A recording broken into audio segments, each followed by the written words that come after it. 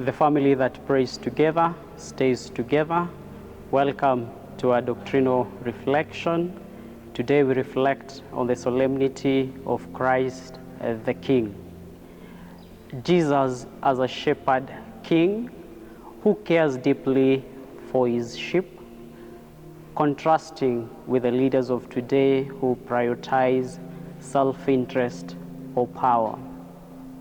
In the book of Prophet Ezekiel, chapter number 34, God speaks of himself as a shepherd, seeking not only the lost, but also caring for his people. This foreshadows Jesus, who in John chapter 10 is or proclaim himself as I am the good shepherd.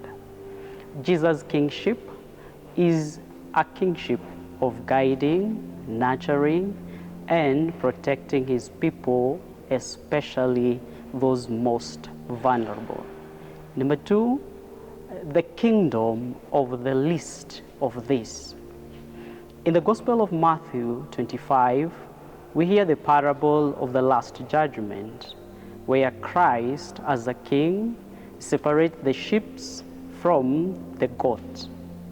And he does this in accordance or judging from the action of the least of these. The judgment is not based on wealth, on status, or on power, but on the love in action.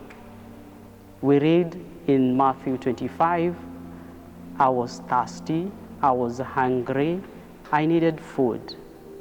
Christ reigned in those who serve those who are needy, embodying them with the compassion and the mercy of God.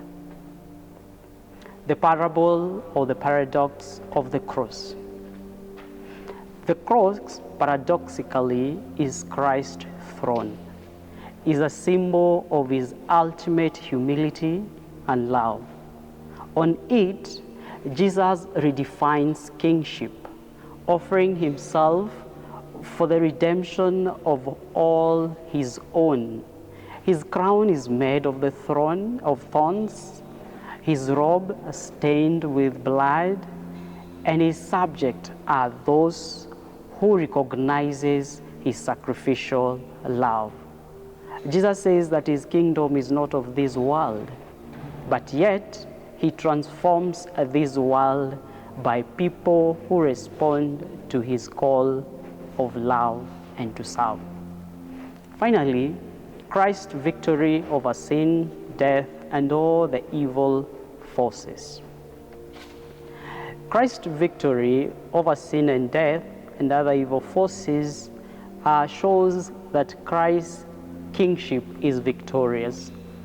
He does this not through violence or coercion, but through his death, through his sacrificial, through his resurrection.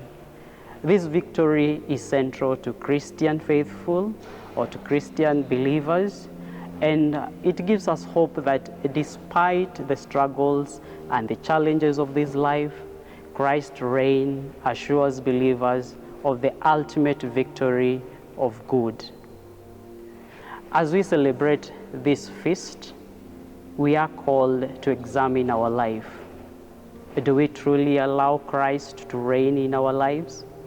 Or do we let wealth and worldly desire, self-interest rule in our heart? The feast is a call for commitment, or to commit ourselves to the kingdom where mercy, justice, and love prevail. By believing or by allowing and following Jesus' example, we proclaim the reign of our Lord and transform this world through his example. Family that prays together stays together.